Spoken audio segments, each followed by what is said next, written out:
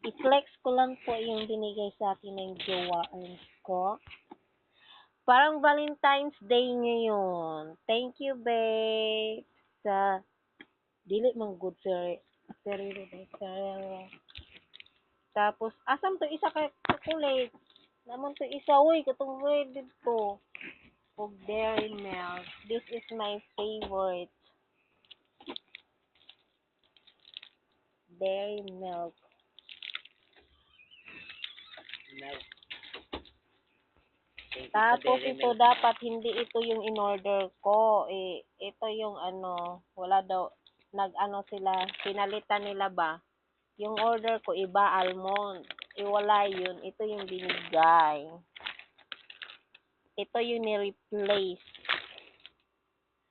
Diba? Parang Valentine's Day, ang sweet-sweet ng jowa